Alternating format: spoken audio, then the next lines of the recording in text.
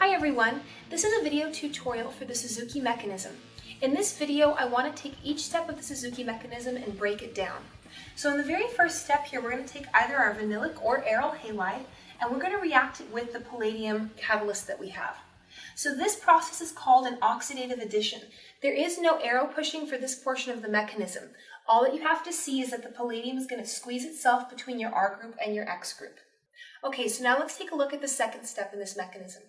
So in this second step, where we've had the oxidative addition have happened already, we're now going to take a look at the hydroxide that we have in solution. That hydroxide is going to come and attack that palladium. Palladium is either going to have 4 or 2 bonds at all times in these mechanisms.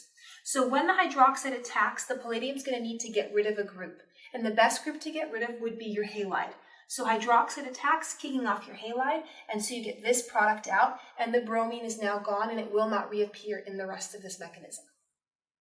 Okay, so let's take a look at the third step of the mechanism. So now we're going to take our organoboron. Now that boron only has 3 bonds around it. So it's sp2 hybridized with an empty p orbital sitting on it, meaning it's a really good Lewis acid.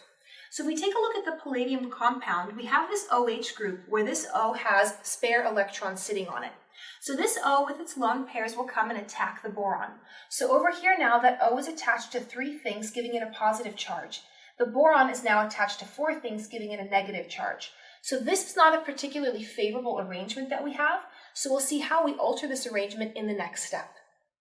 Okay, so let's take a look at the fourth step where we see transmetallation occur. So transmetallation is when a carbon will switch to a metal that is closer in electronegativity to it.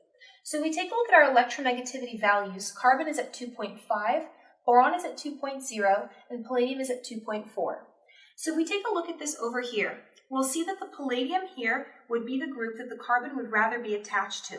So this R group, remember, is carbon containing. Will take its electrons and switch over to palladium. Remember, palladium only wants to have 4 bonds. So when this switchover happens, this group will get kicked off, which means boron will go back to a formal charge of 0, and so will the oxygen. So now we have this palladium compound where we have both R groups sitting on it, and we have this byproduct as well. Let's take a look at the last step of this mechanism.